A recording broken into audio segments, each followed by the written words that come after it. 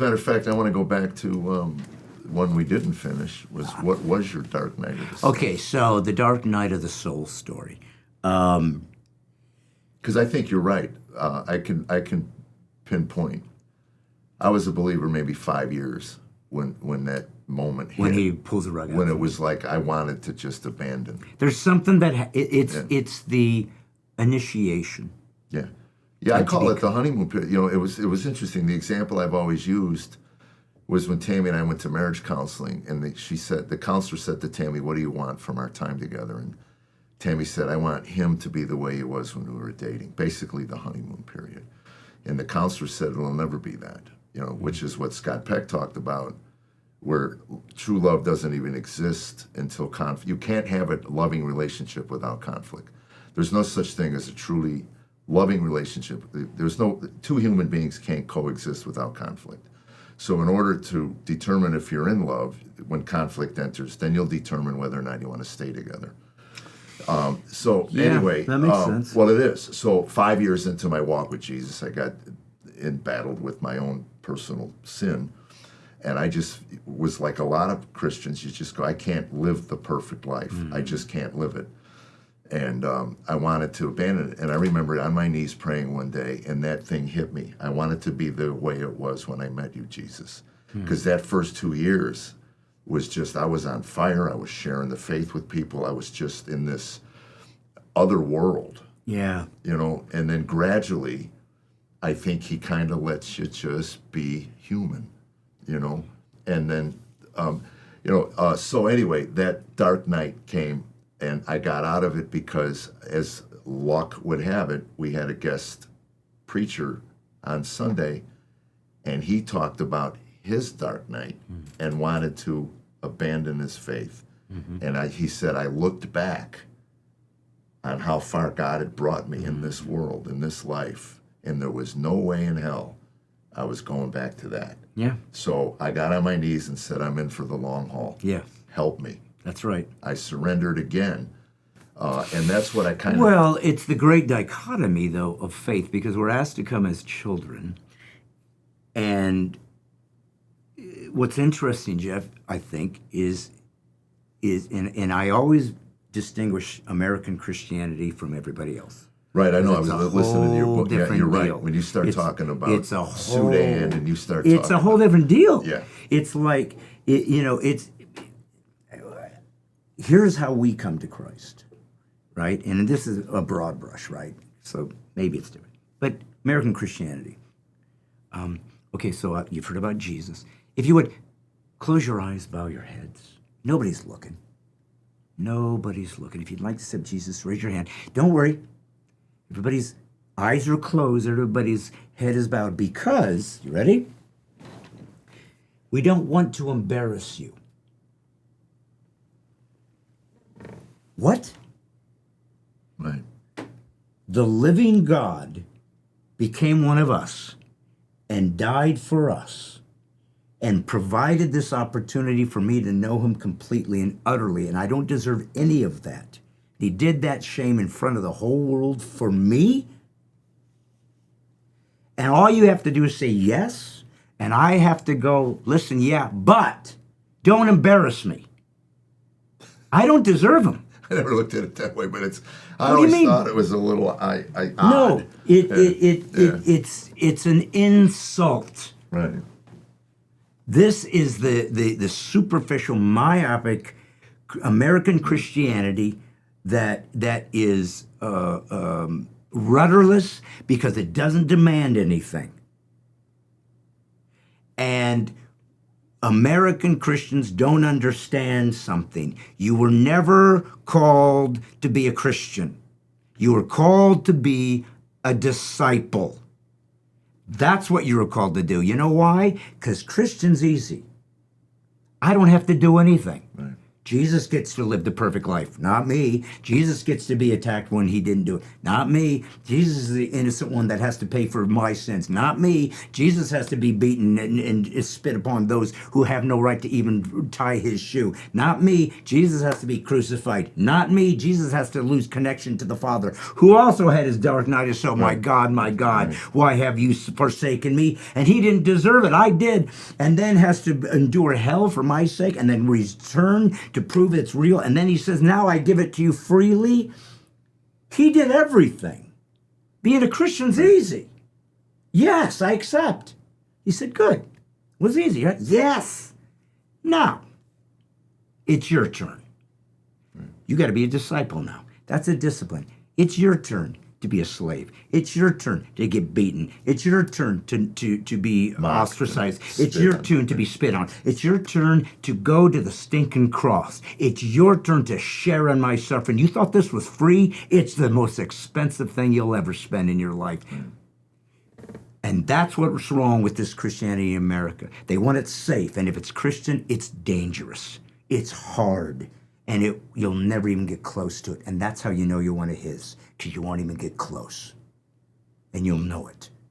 I don't deserve this. I don't know why you keep putting up with me. And he goes, exactly. Remember that. So you get out of the way yourself, and I can jump in and take it from here. You keep that humbleness, because you don't deserve any of this. And that's what marriage is. That's what I learned about marriage.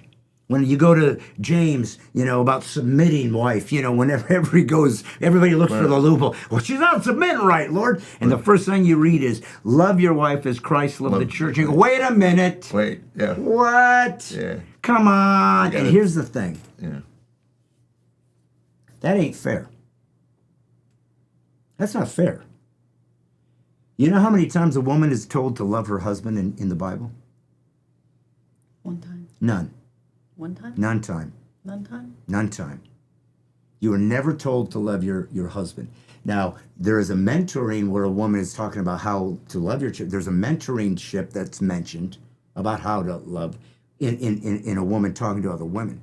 But we were said, you must love your wife as Christ loved the church. Now, that criteria is ridiculous. Right. Wait a minute. What did he do for the church?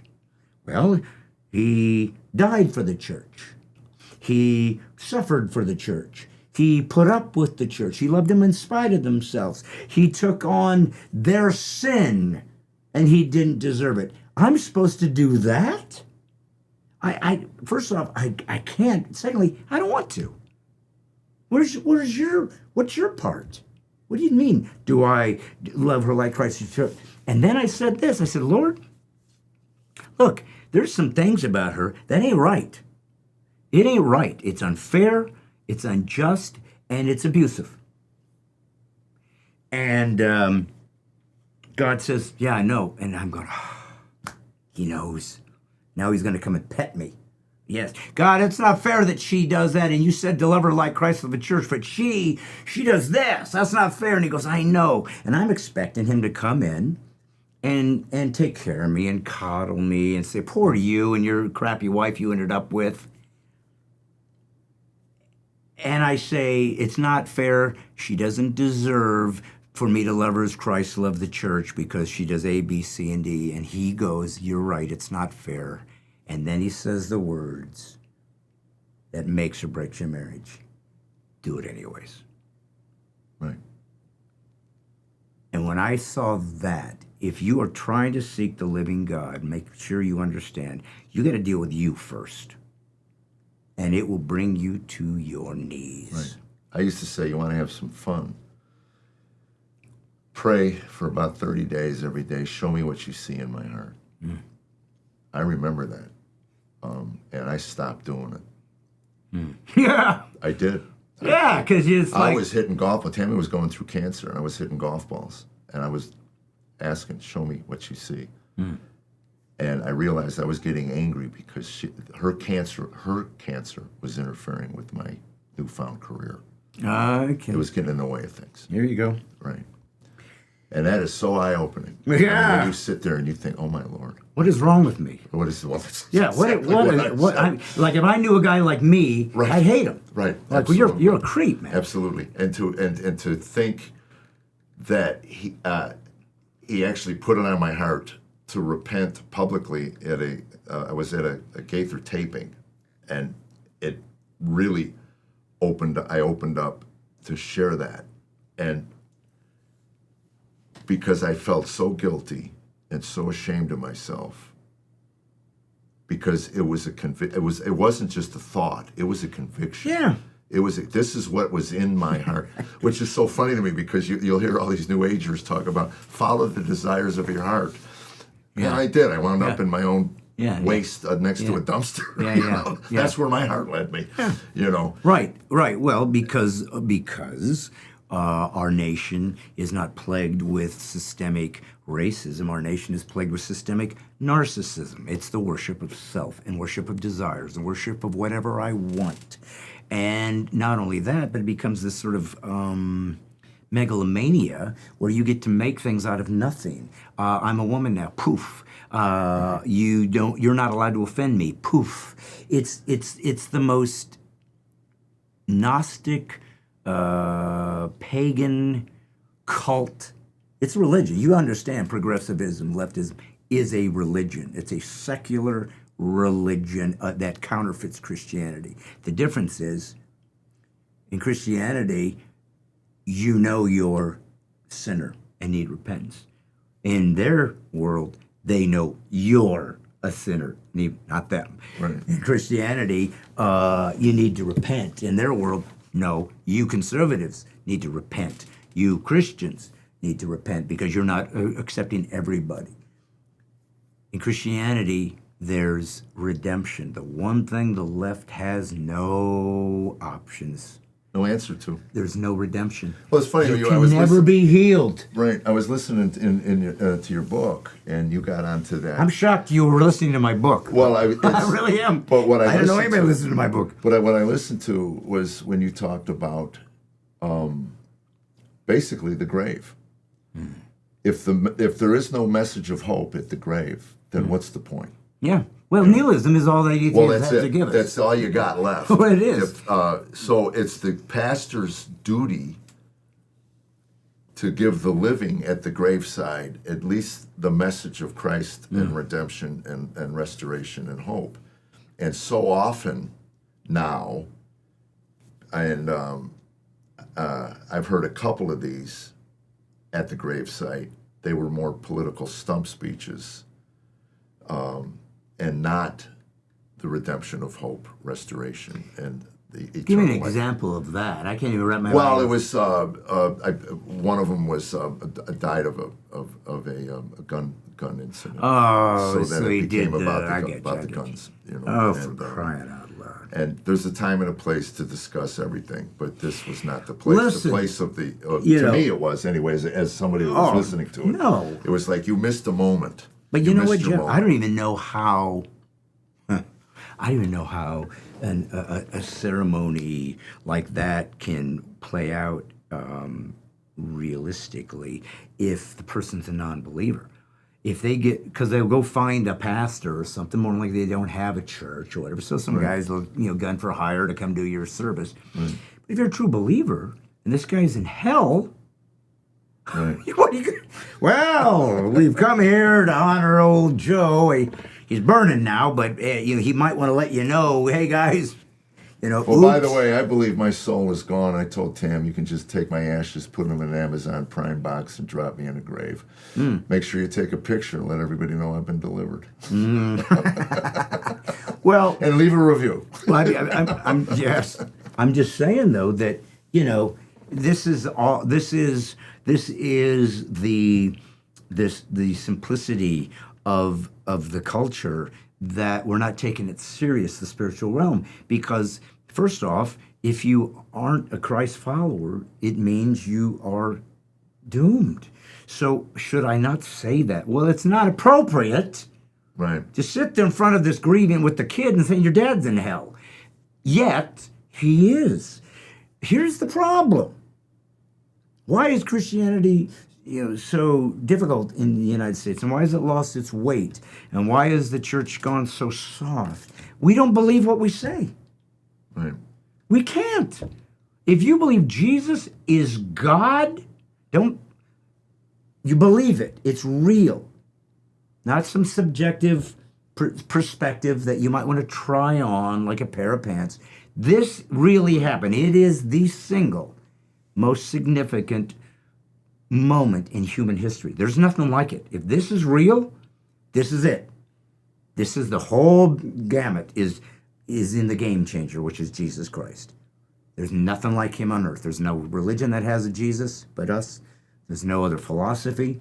The most famous and influential human being that's ever existed is this one guy that did it in 33 years.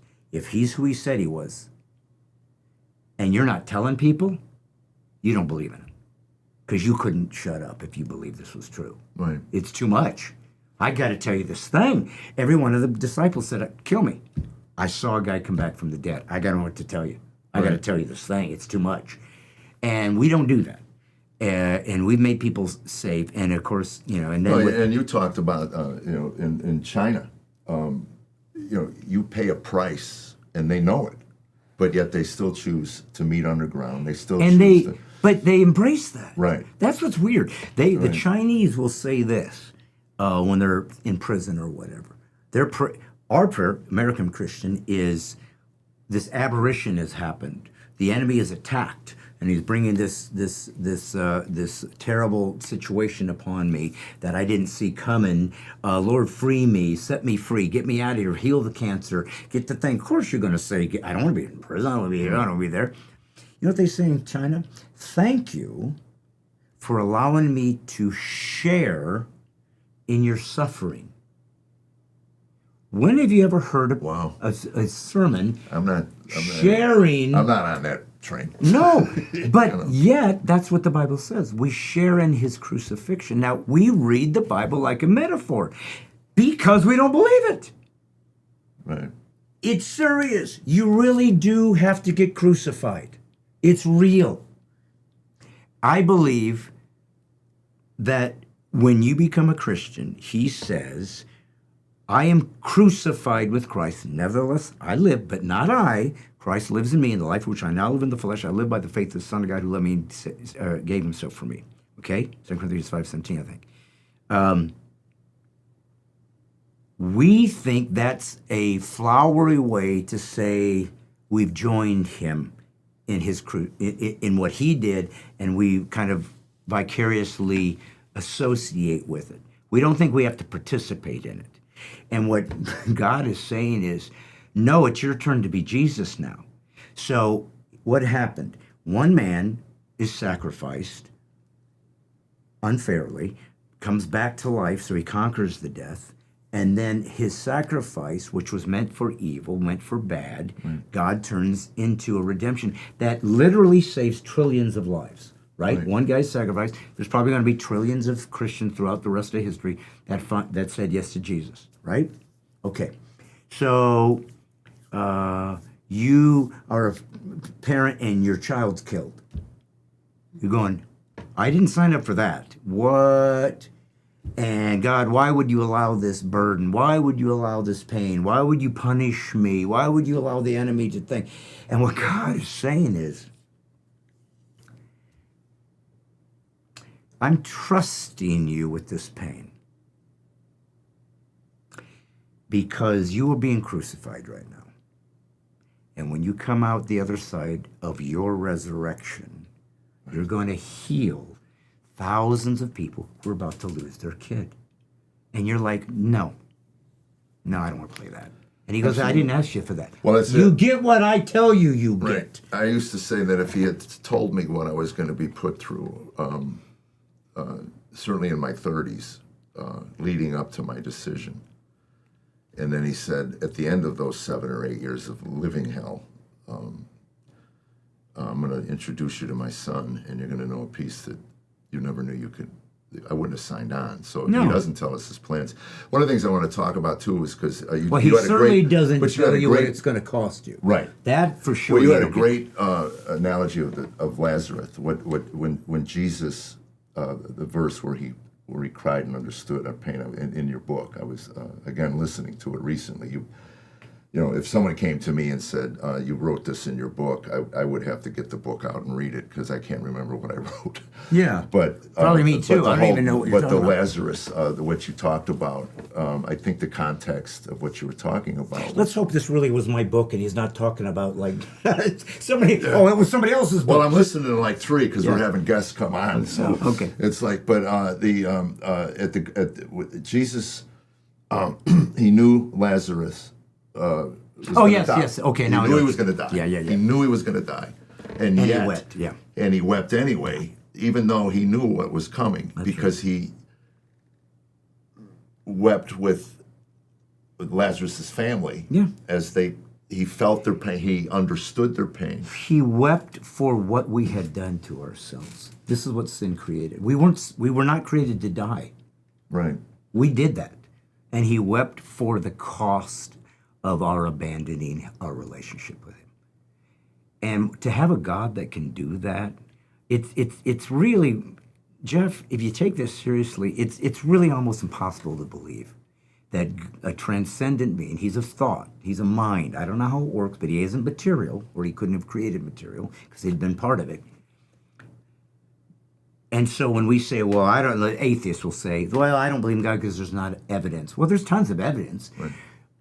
but you choose not to interpret the evidence as enough for you. That's what they say. It's not compelling. I said, well, here's the problem. If I'm sitting here and you're sitting here and and a guy's giving evidence for God and I hear that and go, you know, that's compelling. I'm going to believe. And you hear the exact same evidence say, not compelling. It's going to believe. Who's at fault? Is the evidence at fault, or is it your desire to interpret or not interpret it based on what? A presupposition of what you actually want, which is, I ain't bound the knee to nobody. So it is their own choice. I heard Alex O'Connor, the famous atheist, say, well, I'm a non-resistant non-believer. You know, I'm here to be open to it, but you haven't given me enough facts to say, Alex, don't kid yourself. You are a resistant non-believer because you have the same access to the same information I have. People much smarter than you and me have believed in this God. So don't act like it's because you have some depth of insight that the rest of us can't see. Yeah, that's the thing that me is insulting when they say it's about intellect. No. Because I have a family member that actually asked us over dinner last week if we believed the Earth was flat. Oh, you yeah, know, and Tammy almost like leaped over the table and started. Yeah. You know, but it was like, you're serious. You're Yeah. asking us. Yeah. Well, she goes based on your other beliefs. You know, like Jesus. Well, they infantilize this because that's it makes it. them feel good about Well, themselves. that's it. Yeah. I mean, I'm secure enough in what I Yeah. believe and what I believe I know that it didn't bother me so much. But Jeff, let me say this. I've been a Christian my whole life, basically, since 9. Had my prodigal journey, had my dark night of the soul. Maybe we'll go back there. We'll get back there. Yeah. Maybe that'll be the closer. But, Roman candle. yeah. And 3 capes.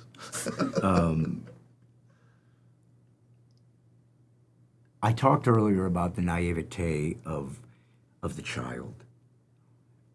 And it's what God always asks of us. Have a mind of a child. Now, to an atheist or a sophisticated intellectual, that does sound infantilizing. It does sound like you're jettisoning your intellect. It sounds like you're just becoming a buffoon that follows a flat earth. I get that. Yeah. Okay.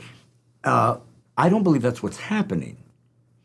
I believe what God means by becoming like a child is when you're a child, it's the only time in your life you're innocent. You don't know really sin yet. You don't really understand moral absolute. You know, you don't. That's why there's a bar mitzvah. There's a time it's like now you're responsible, but not yet, because you're little and you're young and you don't have enough understanding. So you're not only you're innocent, you're a sinner, right? You're still, but we believe that when you die, you go to heaven because you don't know any different. You don't know how to delineate. But you're also, you can call it naive, you can call it childish or, uneducated, I guess. Or you can call it wonder. You believed in everything. I can fly. There's this beautiful sort of thing about being a kid that everything is possible, and I accept everything. When Dad says this, it's real. When Mom says this, it's true. Santa's coming, okay. I can't wait. He's coming down there. Oh. It was fun. Yeah. It was like you got to embrace the joy that anything was possible. That's what God's saying. He's saying, I don't want you to get rid of your intellect. I want you to remember what it was, to know that something amazing really is just around the corner. But maybe it's not something you can wrap your mind around. You have to sort of just kind of jump off the cliff and assume I'm going to catch you. That's a big deal. It's hard. Yeah. And when you become an adult, you begin to grapple with reality. And you have your own pains, and you have your own darkness that happens in the difficulties that you have to overcome. And it sucks. Life sucks in a lot of ways. But there's also a lot of beauty. But I thought, as I got older, that my faith would mature, and it does, but it would ferment. It would be wine. I'd get richer, and it would be more expensive because it's been in there. And that it would and that I would, more importantly, be so much more secure. It's been a rich, long journey, and I really can just rest in complete satisfaction that it all makes sense, and now I get it. And Jeff, it's the opposite. Yeah. I find myself questioning things even more, constantly saying, God, I got to be honest, I don't even know if you're real.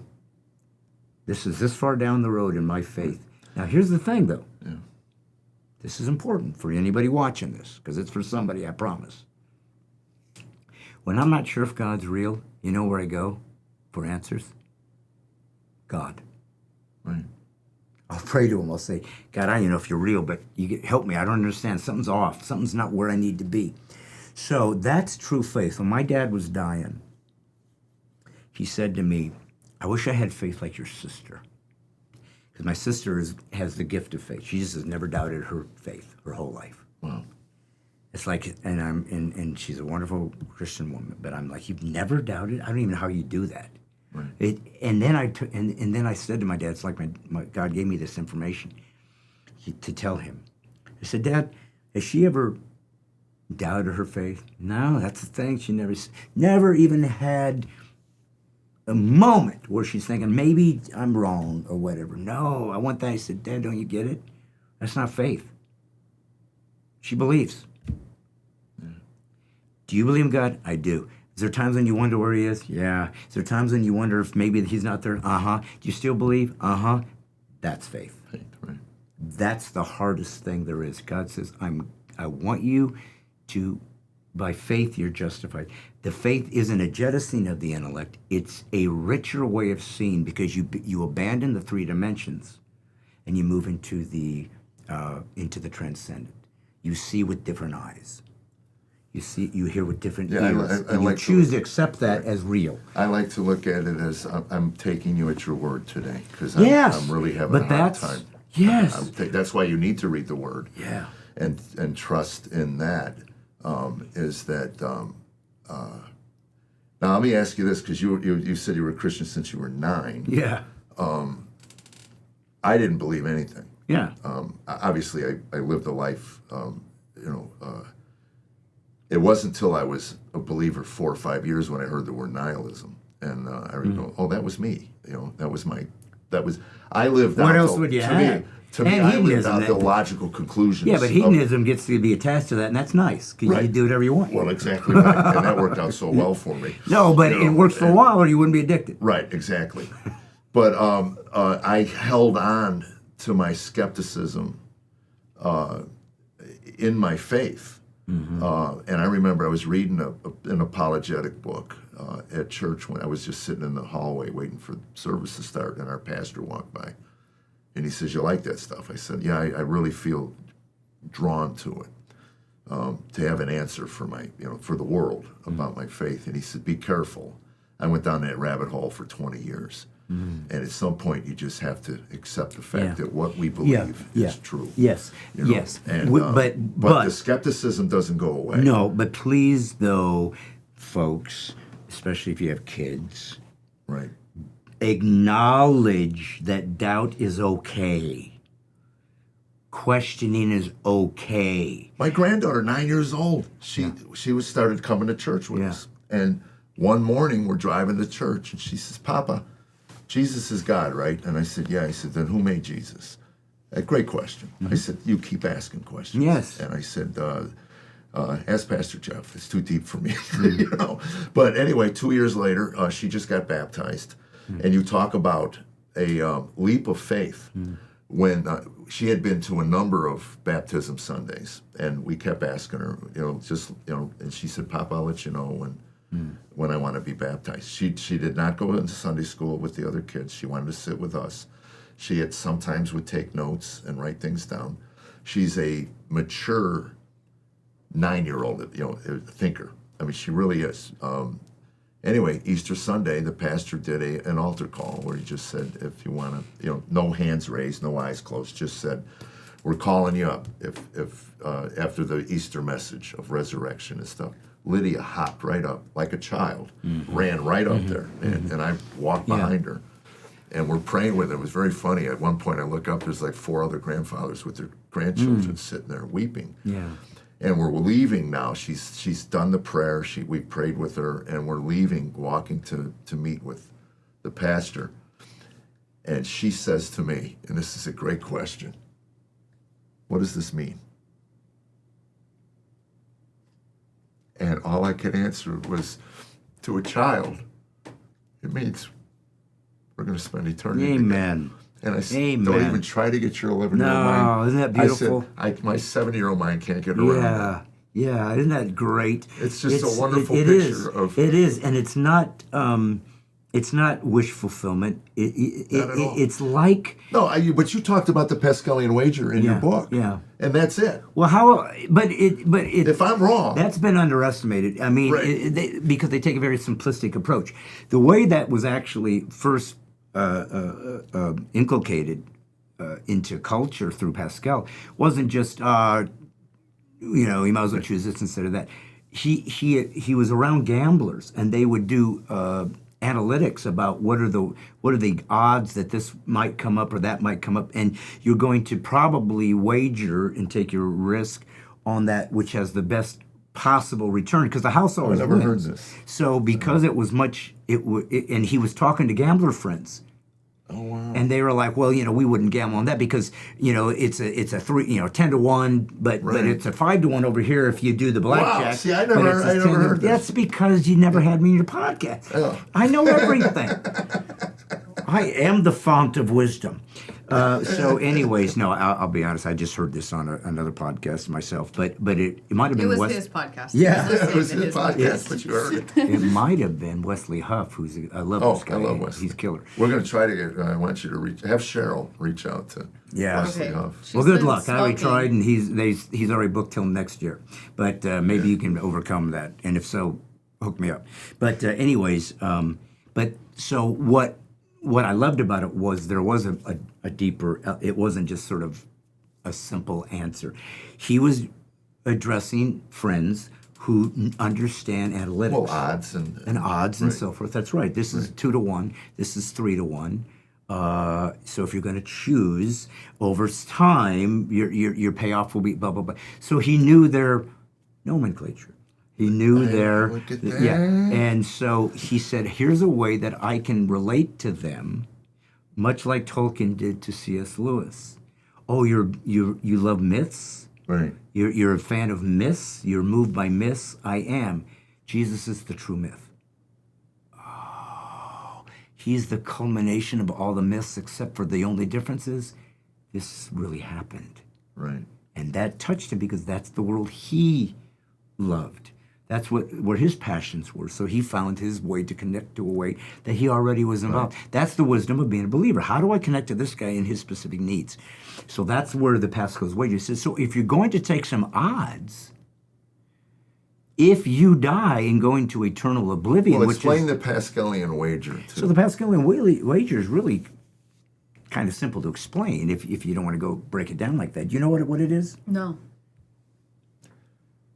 I had a waiter once named Pascal. Okay. I use was it great. in my show all the time. All right. So here, I'll make it really simple. Okay. So Pascal but Wait- extra simple. So Pascal's way short. See, I usually do it in Aramaic, but okay. Well, that I know. Yeah, that's what I'm saying. Yeah, I found out my Hebrew on my T-shirt was Aramaic. You know, like I needed to hear that. All right, so here's what it boils down to, and I can make it very simple. There's lots of questions in human history, right? And everybody thinks of like one of the oldest is what's the meaning of life, right? But there's really only one question that matters in human history. One, does God exist? It's the only question that matters because there's only two answers, yes or no. But how you choose to answer that question will answer every other question you'll ever have for the rest of your life, including what's the meaning of life, why are we here, why is there something rather than nothing, why is there pain, where's morals come, everything has to come from the foundation of God, no God. Whichever choice will put you down that path. Okay, so if God doesn't exist, we're an accident. You and me are no different than that tree or this table. We're just molecules in motion. We're just material. Like the atheist will say, you're just stardust. And that's true. We're made of carbon and molecules. And yeah, because God made the universe and made everything out of the same materials. Difference is we believe we have a soul. Okay, so what you have to believe as an atheist is when you die, you simply disseminate. You don't disappear, because Einstein showed that you can't, that matter doesn't disappear. It just disseminates into something else. I think it was Einstein. But anyways, so you go, but you do go into eternal unconsciousness. Mm-hmm. So if there is no God, there is no afterlife, the moment you die, you'll never know you were here. It won't matter if you were Hitler. Doesn't matter. I ain't here. Well, I'm going to spit in your grave. I don't give a crap if you spit in my grave. I'm gone. You can do whatever you want. You can be a good guy. It doesn't matter. And by the way, eventually this universe is going to collapse in all on itself anyway. So even if we come up with some way to keep people alive forever, eventually when the universe collapses, we all disappear, which means none of this made any sense. There's nothing here to talk about. We are just molecules of motions that got too big for their britches and became self-aware. That's the only thing that differentiates us from everything else in here. We're aware of ourselves and go, why am I here? He's not asking. All the animals aren't asking. They don't give a crap. All they care about is instinct. Survive until they die, but they're not pondering, and we're going to die today. They don't understand that because that's the Spirit of God. He gave us His image to think about and to contemplate ideas. So if you die and disappear, what have you lost? Nothing. Because it doesn't matter if you were good, if you were bad, if you were rich, if you were poor. It doesn't matter. You were never here. To you. So you've lost nothing. But what if there's God on the other side of this? And He made the rules. And you got to know Him, and you got to follow Him, because He's the game maker. He's the architect. If you choose God, and you're wrong, and there's nothing, you'll never know. Who cares? Well, yeah, but I could have had a lot more fun and done drugs and had sex and drank and got rich and went to the Greece, and you don't remember it. It's gone. It didn't exist. It's an illusion. So it doesn't matter what you did here. Once you go into oblivion, it's irrelevant. So disregard it. But if God's there and you have a chance for eternity and a beauty with your Creator in something, well, hey, that's worth the investment of giving your life to Him and doing. And if you disregard Him, you go to hell instead of oblivion. And since we don't know, I can't prove to you, as I sit on with Christians, I cannot prove to you God exists. Not if proof means here He is in a test tube. Here's His DNA. Not if you're doing it through the scientific method. I can't prove God exists. But an atheist can't prove he doesn't. So we got a coin flip. only one of those decisions carries consequences and weight. And that is to say no to God when he was there. So, since we're both on the same boat, can't prove, can't not prove, but I gotta choose. The odds are, choose God. If you're wrong, you won't know. But if you're right, you'll know forever. And that's Pascal's wager. Yeah, it's great. It's classic. Yeah. It's But what's the refutation? What else? well, it's interesting. I've read some refutations on it, and I think that He knew refutation. but But I know. but the refutation was really just that's not what he meant, and it's exactly what he meant. You know, and that's, you know, I share it in my show at the end. I go, I really just in the end, you know, Pascal's wager. You know, Yeah. if I'm wrong for my faith, what have I lost? But see, What have I lost? I said, for my faith, I'm a better husband, I'm a better father, I'm a better citizen to you people. Yeah. I'm a better at my job, at what I do. Yeah. I mean, at every benefit of all of that. So I get plunked in the dirt and I'm worm food. Yeah. What have I lost? Well, you know what, though, you know, the reason that this is so difficult for atheists, other than they're just rebelling, they just don't want to believe in God, is that they whenever they reference God, they don't really take it seriously. Well, let me ask you this, because Carollynn, we've talked about this. I was an atheist, but I didn't talk about I didn't defend it. I just didn't believe in God. You were just more like I was a moron. irrelevant. That was it. I don't care. It was a non-issue with me, you know. And Christian people bothered me, you know. And again, I can't even tell you why. But were you a thoughtful atheist, or were you just an angry, rebellious? I was an angry, super hateful, rebellious, anti-Christian.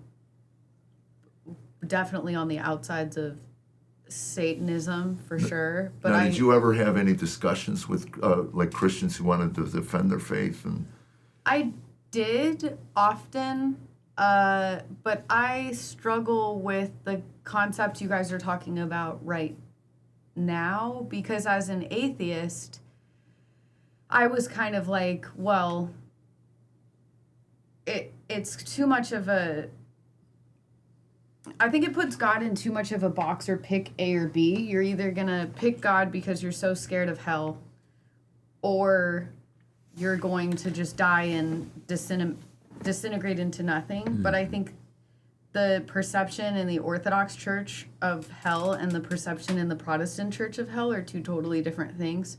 So it's, at least in my opinion, gives a little bit more room to breathe, because so many of us, as an atheist, I already was in hell. My mind had become hell because I was so... Well, that's why I wanted to get into that discussion, because you talk about it in the book. What would hell be like? And to me, we talked about the, I don't know if it was off air or on air, but the Twilight Zone episode with the gambler. It was on air. It was 6 hours ago. But That was Meanwhile, But people have that's- already watched it. it was 3 days ago. But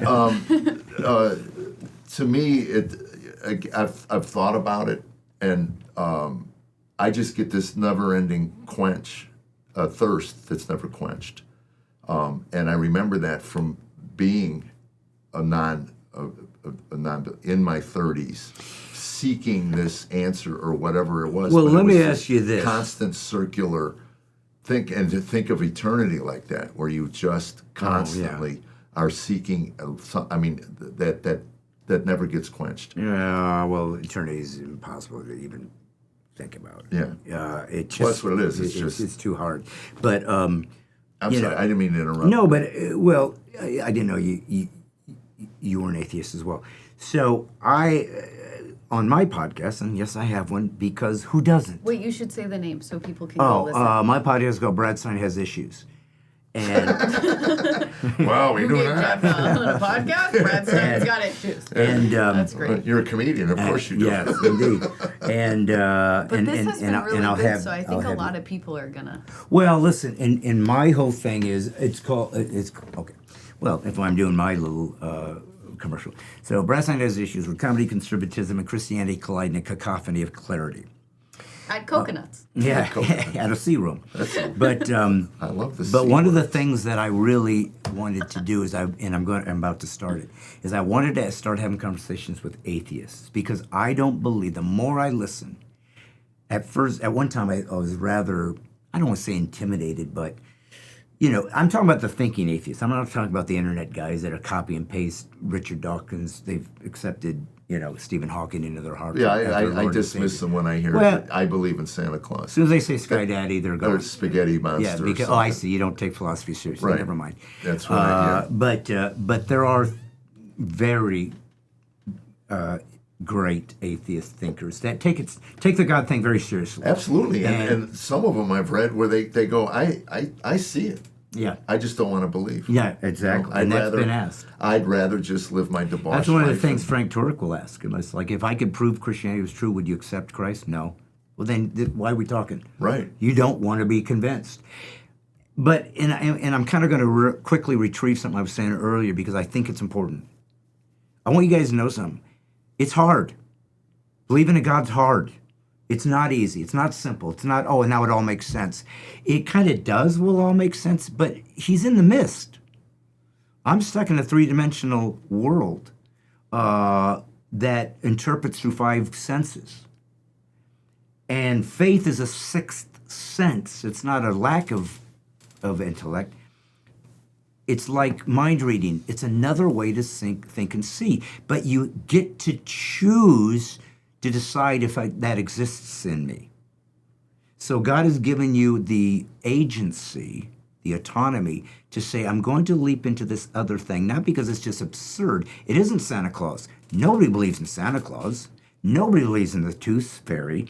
Nobody believes in Zeus. We know the mythology, but we have been arguing God for 10,000 years. Everybody knows there's something about God that we have to deal with, we have to grapple with. Matter of fact, you atheists are the outliers. Human history has believed in God or gods from the get-go. You're the cult. We've always known there's got to be something else. Right. I don't know why.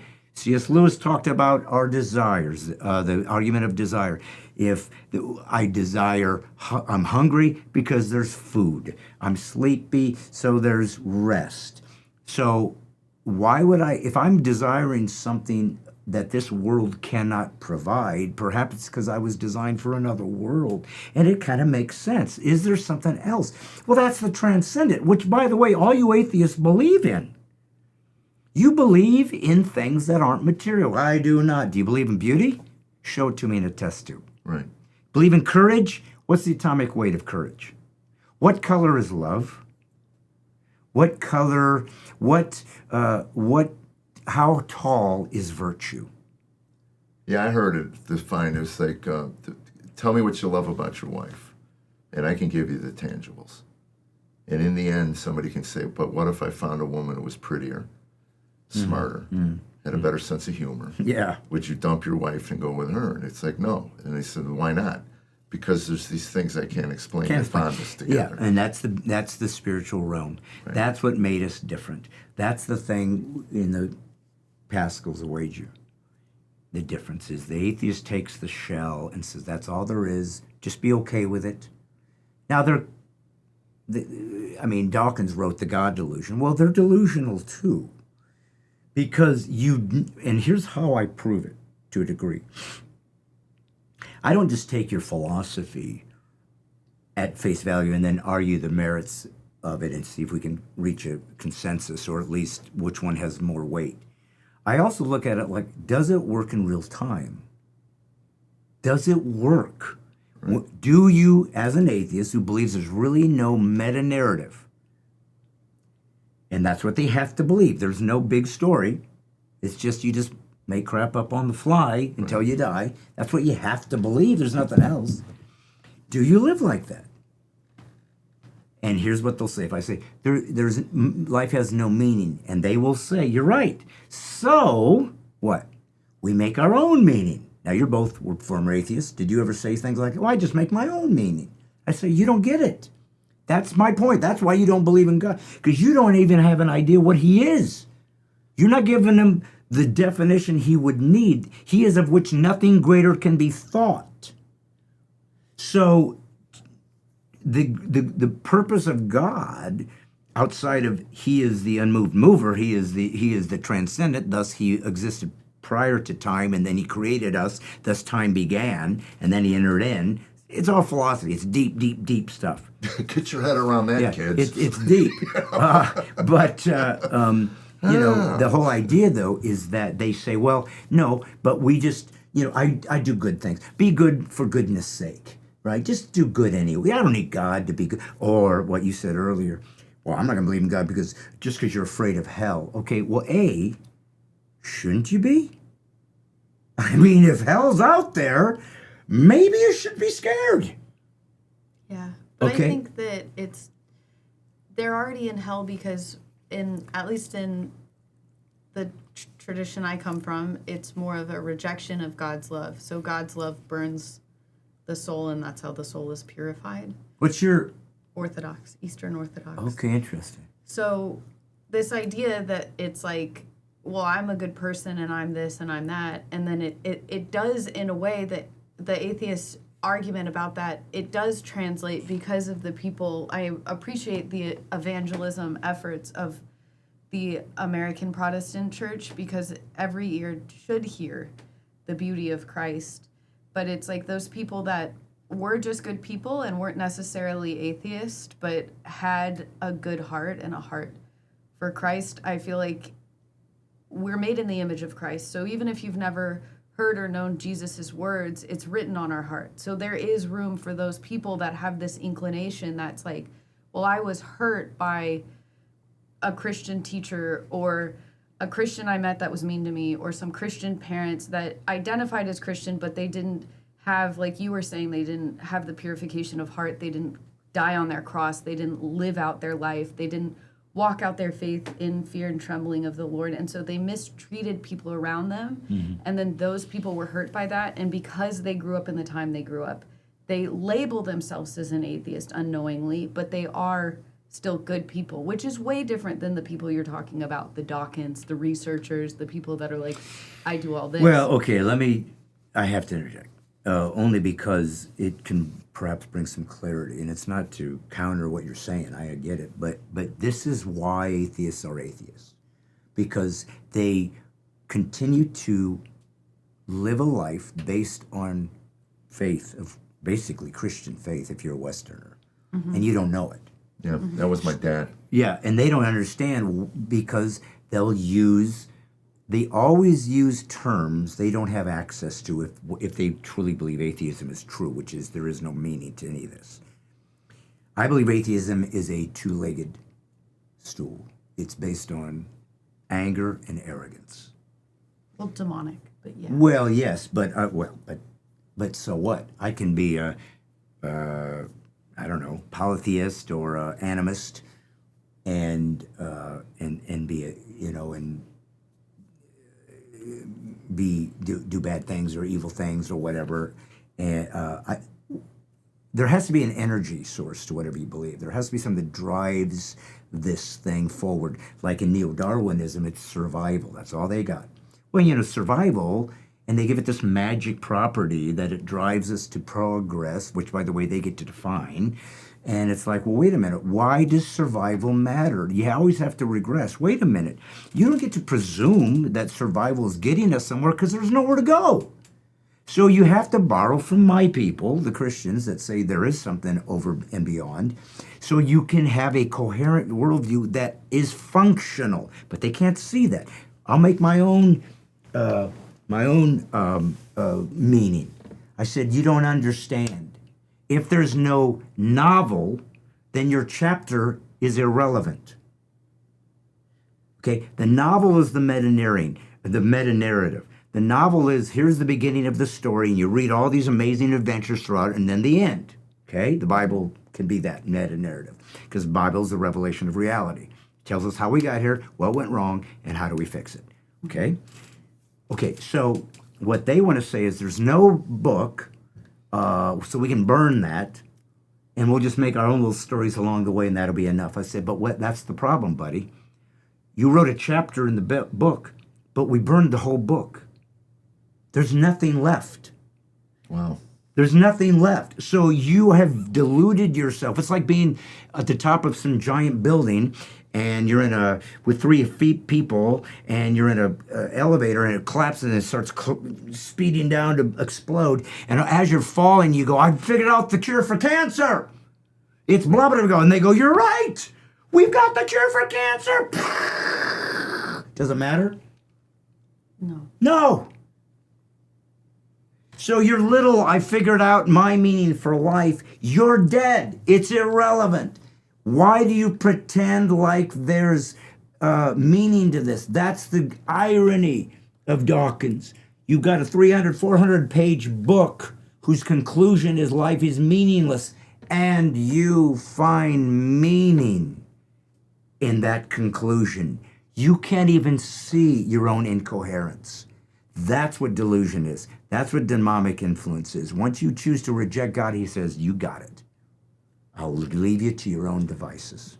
That was my biggest fear. Every time I read Romans 1, I think that's my biggest fear, that God would let me go and turn me over to my own devices. But you know what, Jeff? I believe that as long as there's a spark of regret or conviction, Right. you're okay. Because that means at least the Spirit has access. It's the people that no longer give a crap. There's just nothing. Well, that's They're the lost. logical conclusion of a true atheist view is nihilism. It has to be. They won't believe that, though. Well, I lived it, so I know it. I mean, But and you that's didn't why it was sit there so and contemplate it like this is the conclusion. You Well, had to give yourself meaning. But when I was Right? in it, I wasn't aware of it. I was just living, and Right. And it was when I got into a 12-step program that got me around the God-centered Yeah. 12 steps that I started seeking, and then I realized I lacked meaning. Yeah. I didn't realize I lacked meaning Yeah. while I was actively using or whatever it was, Yeah. whatever I called life at that time. But that was meaningful to you to do drugs or to drink. In other words, you filled the gap. You got to find something. Well, we talk about it all the time Yeah. about the pain that still comes with being alive, Yeah. and the medications we use. I still medicate and not always healthy. Well, and that's what. and again, like you said, if you have the Spirit, at Yeah. least you know when you get on your knees and you go, "Look, man, forgive me." Sorry, I mean, that's why it's called Amazing Grace, because it's beyond belief that He continues to accept us and said, "No, that's it. I had to do this for you. I had to. You can't Right. do this enough." And it's like, you love me that much? I can't. But that's the thing I loved about what you shared earlier was the sacrifice that Christ made, and then to pour it into us and say, "Now it's your turn." It's your turn. I never really looked at it like that. All of a sudden, if I can get there, I'm not there yet. I'm not going to sit there. You're not going to get there, I'm Jeff. just, I'm not going to get there. Yeah. We're all trying to get back So to this Eden. is the ideal. We're all trying to get back to Eden, but we can't. But we're this is supposed the to ideal where you can look at suffering and go, "Wow, what a blessing To redeem it. that I get to Yeah. I get to feel for a brief moment in my life." And to embrace that as a holy moment you're in the Holy of Holies. I get to participate in the redemptive of culture, redemptive of the world, to retrieve it. He's saying, "You're participant. You're made in my image. It's your turn." He was serious, Jeff. Yeah. You're Jesus now. Like, I don't want to be, I can't even, Right. I know, but this is all I got. Yeah. You're all I got. Well, it's funny you say it because I do see people that within the faith that seem to suffer more than the rest of us. Mm-hmm. And Oh yeah, for You know, sure. The persecuted church, all the crap they got to go through. Yeah. Living in North Korea. Come on. It's absurd. And that gets me angry. God, anytime you want to jump in right. while my people are Well, that being... was my father's argument his whole life, as the evil argument. It's so funny. His standard line. This was actually funny. It was, Not a hair on your head. They're all numbered. I go, they are. Leave them at a crime scene. And my mother would go, shut up, Jeffrey. But I think, like Carollynn was talking about earlier, my father got abused at church by Christians. Yeah. And you wonder if there's a special place. Again, it's wishful thinking on my part. I don't know God's heart. But through that wound that he was never able to recover from, at the end of his life, Jesus said, I understand. I understand. Yeah, I'd like to leave room for that. Okay. What else can you do? Well, what else could you do? It's torment to think someone we love is not with God. Of course, right. And that's my point. That's what I was kind of returning full circle to what I've been alluding to, that I think is missing and yet needs to really be emphasized from now on.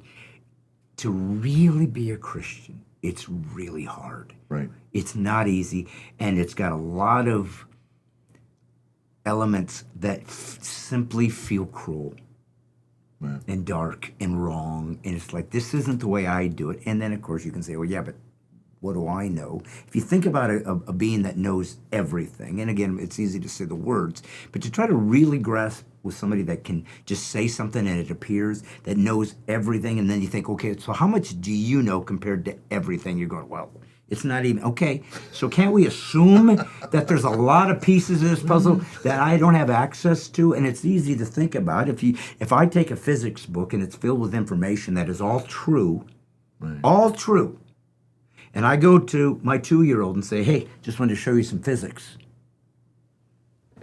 Everything I'm showing them is true, but they can't grasp it. It's way over here. Does that make them not human? Does that make physics not true? Yeah, or that not true? No, it just means this is how much this is differentiating. So then I go, because that's me, getting angry that God ain't making it make sense to me, is like, well, then why didn't you make us closer? Why did you keep us so far apart? And why did you give me the desire to seek this stuff? So what's this all about? And that's another big dilemma is the hiddenness of God. Right. That's another dilemma. It's like, why don't you just rip open the curtain and say, ta-da, and then we'll all believe in you? But they don't. Right. Because people saw Lazarus raised from the dead, and some people said, I'm Messiah, and other people went to tell, this guy's rising the dead. Yeah. How do we shut him down? What are you talking about, missing the forest of the tree? Right. That's kind of cool. Right. Now you want that guy hanging around, the dead raising guy? Nah, he's doing something off. Or he's a demon. He's a demon. So let's just face it, there's people who don't want him. I'm not going to give you, God, what you want.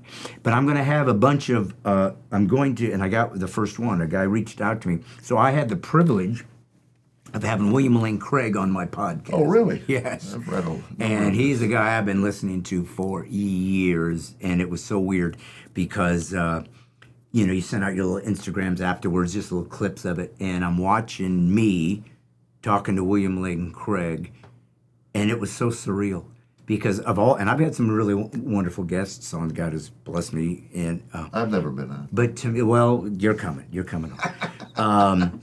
But he said wonderful. I'm looking, Oh, that's right. Yeah, he said wonderful. Yeah, but when I saw, he wants to see guys. But now. I'm looking at a guy that I've watched and listened to who debated Christopher Hitchens and that's why I want to get John Lennox on. Yeah, and get all those folks. And he's had all these people, and suddenly I'm talking. I couldn't believe it. Right. To me, right. because I'm a Christian and I love philosophy. To me, that was my.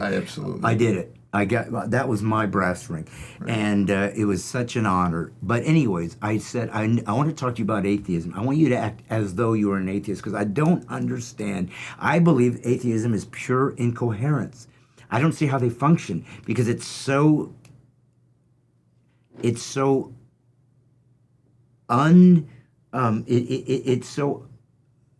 counterintuitive to what they say they believe in, and yet in the way they behave. It doesn't make sense to me. I see something they don't see, is that they act as though they're meaning by saying there's no meaning. They say there is no God, but they fight against God. Right. They're not living That's what I this don't thing get. that doesn't make any sense. Leave us alone. We're a bunch of lunatics. We believe in Santa Claus. Leave us alone. But no, I got to come in there and I got to zing you. I got to put you down. I got to malign you. I got to slander you. What is it? What is it with you pulling the wings off flies that gives you such a joy in harming people who pathetically believe in their little God? Can't you just leave us to our own devices? No, we can't. And that's your darkness. So what I would say to you is, that's another proof of God. If that's what atheism gives the world, you can have it. Because that's a miserable group of people you are. And let me guess, you're the brights, right? You're the enlightened ones. I think not. It's that narcissism. It's that self-aggrandizement. The elite, who, by the way, are always self-appointed. Have you ever voted for the elite? No, they choose who they are, and the rest of us don't get to play, and then they tell us we're all the bad guys. So these are the things that I fight against, and I want to have a bunch of conversations with atheists, and I tell them up front. I got the first one because this guy who has an atheist podcast saw my William Allen Craig. He said, "I noticed you were looking for atheists. I'd like to volunteer." I said, "Okay, Right. Thank you, but I want you to know, going in full blast, I want you to understand something. This ain't going to be like a typical podcast. I'm going to hold you to your convictions because I don't think that they're coherent. And I'm not going to allow you to have access to my people and our ideas. I'm going to make you live in yours, and let's see which one wins." Jeff, I'm in the final stages of my life. I'm in the end. I'm in the legacy time. And I'm filled with righteous indignation. My comedy, I just want to be a comic. And that's hard. It's hard to be a stand-up comic. It is. I can do it. You can do it. You can do it. So we don't really maybe give ourselves the accolades that others do, because we're like, yeah, but I can do it, so it's not that big of a deal. Because we tend to never honor our gifts as much as others. If I see a concert pianist, I'm amazed. Oh, you can do that. And he'll say, yeah, but you can do comedy. I go, well, that's just comedy. But that, and what they're saying to you is, no. Yours is just as important, just as difficult, maybe more so. Because if I'm in a band and I'm having an off day and I play bass, I can just lay back. I'm a comic. I got a mind, a mouth, and a mic. That's it. And if I suck, and I'm paid for 45 minutes, and I'm 3 minutes in, and they hate me, oh well, got 38 more minutes to go. 42, actually. Yeah, 42. I didn't say I could do math. Promise you this. That's why I didn't go on the physics podcast. But I... You know when I realized that I was good at what I do? No. I got booked at 12 bankers. 12. They sat around a table. Oh, you mean literally 12 Literally bankers 12 booked you bankers to that come? hired me to come in and make them laugh. They're still coming. They're Rocket Mortgage. Rocket Mortgage, right? Yeah, right. So anyway. Tell us another joke. But anyway, I left. I rocked. I had a blast. Didn't miss a beat. Did my show. All the right beats, all the right things. I didn't break off. I just entertained them for 45 minutes. I drove home and told my manager, I said, I am good at what I do. That is not easy. Yeah. That is not easy. That's right. You know, and I started recently in the last year or so calling what I do an art form. I believe that stand-up comedy is an art form. And there are people that are really, really good at it, and there are people that aren't so very good at it. But it's a necessary thing. I learned that recently coming out of COVID, when husbands would come up to me after shows when their wives were in the bathroom with tears in their eyes and say it's the first time they heard their wife laugh in over a year. Can you imagine going a year with your wife and never hearing her laugh? No, and that, you're right. I remember years ago being at a show in Michigan and performing, and afterwards somebody came up and said, oh, thank you, I haven't laughed 6 months since my son died of Right. leukemia, and you literally are going, "Are you kidding? Don't put that on me." Well, I just was doing my jokes, but No. it means that much to it people. does. It does, and it's something that shouldn't be taken lightly by the people who perform it. Because if you understand that with your mic and your mouth and your stage and your platform, In your mind. Yeah. in your mind, then you should be certainly intentional and deliberate in what you do. But So that if someone comes to you and says, "You said this," and you go, "You're right, I did. I knew I said it. And I was." You and I do completely different. We talked about this when we were out with the apostles. We had some really nice conversations on that bus. And I didn't feel called yet to. Yeah. I have my testimony, and that seems to be, and it's funny, I've tried to get away from it, and I keep getting drawn back in. And I almost heard an audible voice one day go, "It's not your story. Yeah. And you'll tell it till I give you another one." That's right. And Well- but you were called into, you're pretty controversial. You, I on know. both sides, Christians find you controversial, I know. and then obviously the culture. We can go back to when you were talking to CNN about a show. That's right. That was when this whole counterpoint, all this That's right. stuff was going on CNN. Yeah. And I think it was Glenn Beck that Got the show. ultimately got the Yeah, show. no, they called. This was after that. I never had a Tonight Show. I never had all the stuff that all the comics wanted. I would say that in retrospect, my Tonight Show, my biggest hit was that New Yorker article. They did an article about me in the New Yorker magazine, 8 pages with a caricature, and New Yorkers are very prestigious, very prestigious. Talk about the elites. Yeah, for sure. And so, And I'll tell you what, I'll tell you how sharp and erudite it is. I have yet to get one joke from the New Yorker. I don't get them. I see the cartoons, goes, "Wait." oh, I've seen there's some clips where You were looking at Sudoku. Maybe that was it. Because I'm telling you, I read them sometimes. I just go, "Oh." It's sort of like Nancy and Sluggo. Oh yeah, I never got them. I never Though I did like her hair. But there's a thing where they're doing with New Yorker where they show comedians just the thing without and make the comedians. I saw Nate Bargatze doing. I saw Jim Gaffigan doing, where they come up with the heading for this, the caption for this thing. That was interesting. But when I did that, and there's a story behind that. I don't know if it matters, but.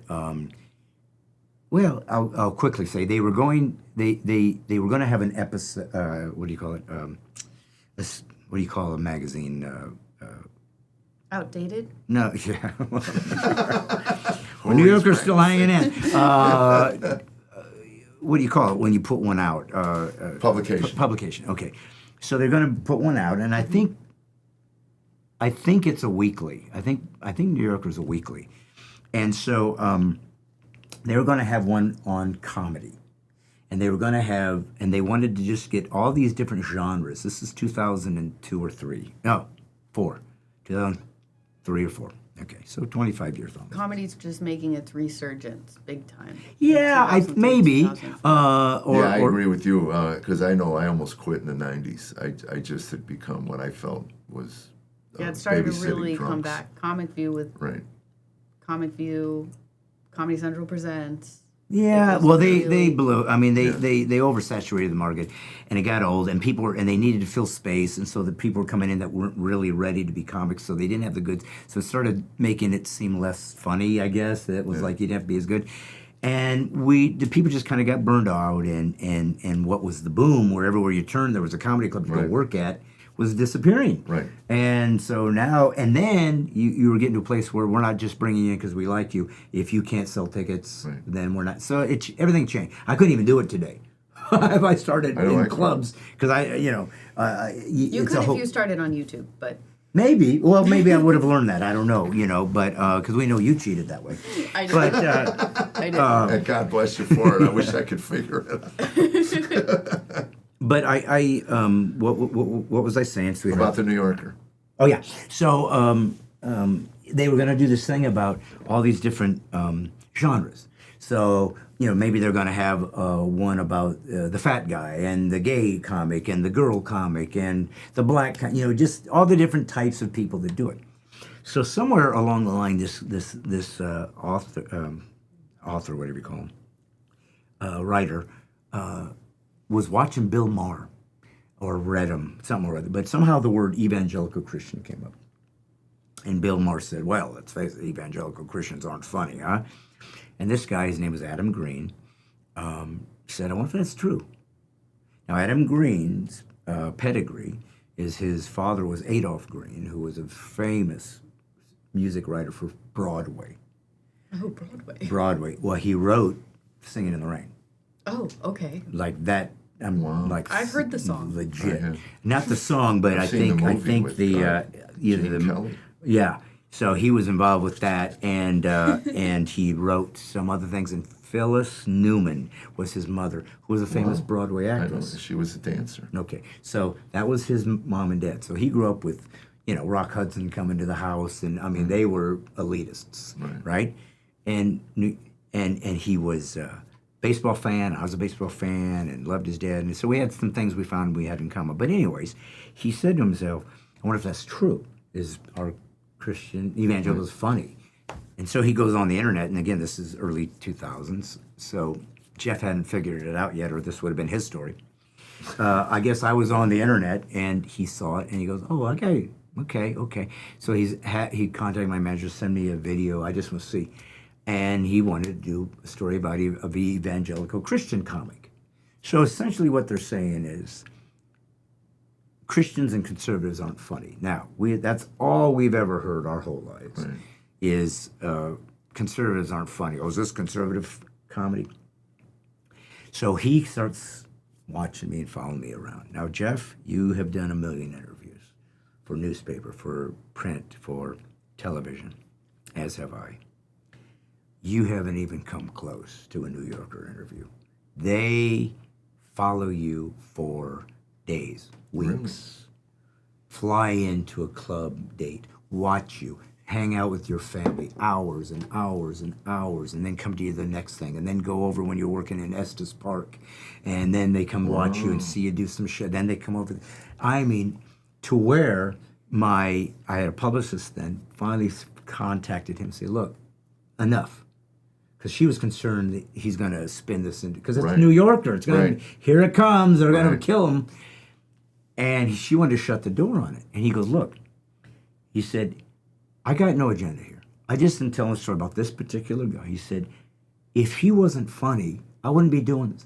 I think he's funny, so I want to tell that story. Now, this is 2004. This is prior to gay marriage even being ratified yet. And one of the jokes he liked was I didn't make gay marriage, where I said, guys want to marry guys? Cowards. That'd be easy. That's right. Marrying a guy, that ain't no big thing. I don't have to ask, where's the underwear I was wearing this morning? I know where it is. It's in the corner where I threw it. Nobody picked it up. We're guys. You want to do something hard? You want to be on the edge? You want to push the envelope? Marry one of those. And then I point to a woman. So that's the joke. But the point was, and I guess I'm proud of this because he's waiting for the bash. Right. Gay marriage. Here comes a conservative. What's he going to do? Make fun of the gay guy or whatever. Instead, I go, well, that'd be easy. So I showed that I can still make my point, and I don't have to malign a human being. I don't have to make fun of them maliciously, right? Some people nowadays, they just don't want to be made fun of in general. Well, that's on you.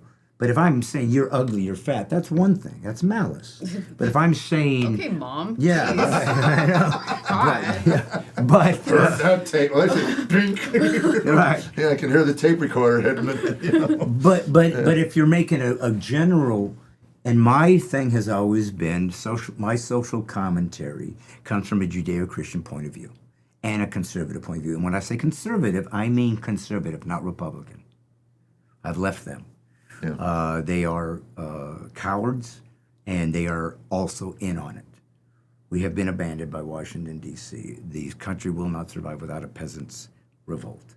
That's what we need. It's got to be a 1776 thing, because they're all corrupt, all of them. I have lost all faith, and Corona proved it. But But I will talk about That's another 3 hours. So Oh my God, no kidding. So Well, I do have to get my baby son. He's a sweet, sweet high schooler. oh, Yes. So we do have to land the plane soon. okay. But not. What time is it? 1:45. Holy smoke! All right. Well, listen. Let's land the plane. Peasants revolt. Everybody, That's we're right. going. Now, grab a pitchfork. Pitchforks! It's not tea, it's coffee and the white women. Amen. Get your torches. Progressive white women. So Wait, we can't put that out there But because the New they'll Yorker. just start attacking I people know. that look like me. I know. That's right. You do. So anyway, the article comes out. The article comes out, And then- everything and now everything you're goes nuts. exposed. Oh my gosh. You're exposed. So was this and before you were doing Promise Keepers or after? it was during it because he came to a Promise Keeper event. Oh, okay.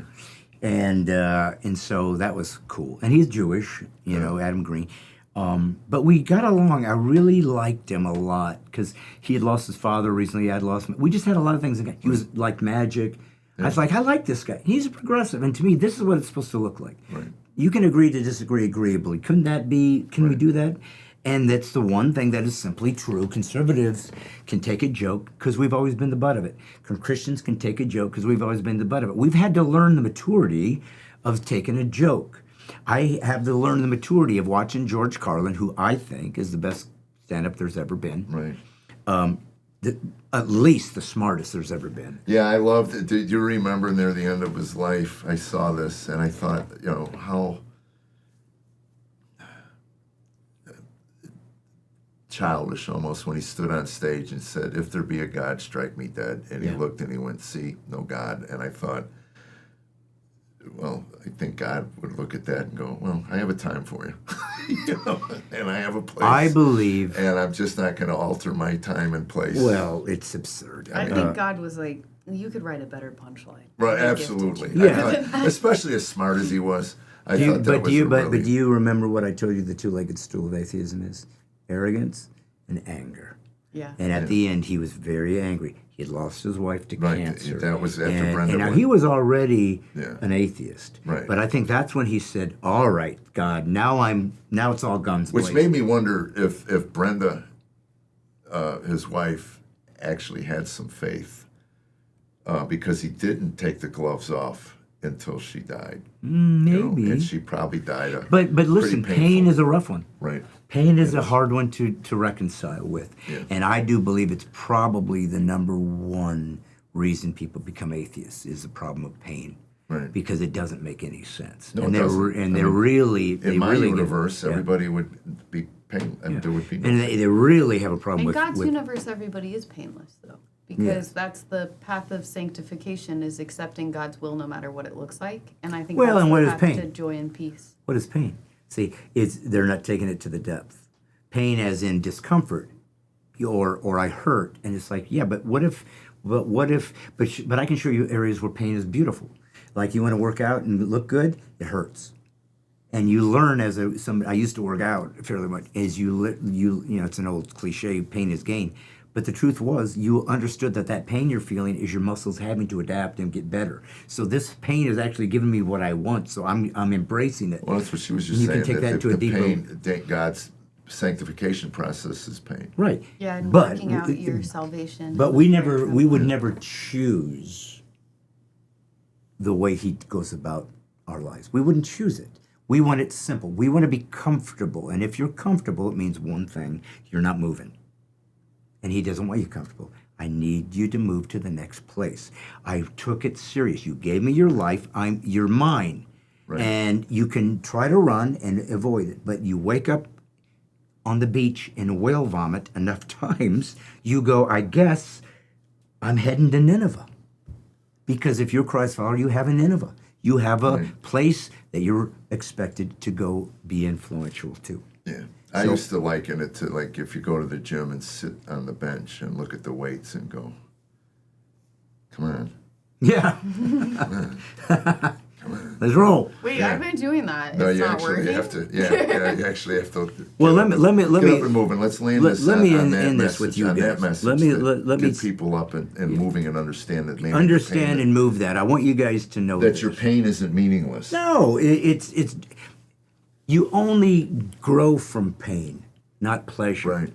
That's where your growth comes, folks. And the question becomes, what is your threshold for pain? Yeah. Because that was one of my, when I got into the 12-step program, I realized that the only motivator in my life for change was pain. And it came when I was on a golf course and I had a little pebble in my shoe. And I knew it on the first hole. And it wasn't until the back 9 when I had a blister that I took the shoe off and dumped the pebble out. And I remember going to a meeting that day and I go, what in the hell is wrong with me? I mean, most sane people would feel the discomfort of the pebble and go, well, I don't like that. And that's when they told me the analogy that the alcoholic sees a brick wall and then plows into it over and over and over again. And then someone goes, there's a door right over there. Yeah. Why don't you use the door? Shut up! Well, there's even that phrase, put a pebble in their shoe. That's an actual phrase of a way to try to get people's attention. It's something that's so small like that. Well, that's what it was. And then I realized I don't take a pee unless I'm in pain. I mean, I wait until I'm like, and then I go to the bathroom. And then you pee on stage. Oh, that's it. Then I wet my pants on stage. So anyway, now we've gone full circle. Well, I love this show. Oh my gosh. Okay, my palms are sweaty because I am a sweaty, anxious person. I'll bet. But it was so great to have you here, and this was such a great episode, and I'm so glad that we got to have you on. We're going to have to bust this into 2. I hope you'll come back. Yeah. Bust it We in. should bust Well, this I will into come 2. back. I mean, I'd love to. I'll have Jeff on too. Mine. I mean, that'd be fun just to take it from another direction. But I guess I just do want people to know something that it's a hard thing, being a believer, and it does demand everything, and it costs you everything. And God actually says, "I'd rather you be hot or cold than having to puke you out of my mouth." So get in or get out. But it's real and it's serious, and God wants you, and but He gives you the ability to walk away or to embrace Him. But I promise you, it's true. And if you want to come to Brad Stine Has Issues, I have some interesting guests on, and I talk about my life and my pain and my problems and my difficulties. But I'm coming out the other side, and maybe you can join us. So thank you for having me. Thank you, brother. Really nice Thank to you see so you again. much. My pleasure. God bless you guys. Like, subscribe, all the things. And look, if you didn't like anything what he said, and you're a super, super, super atheist, tell us in the comments and tell everybody else in the comments so you drive up the algorithm. Amen. God bless you We guys. love your hate. The end. Yeah.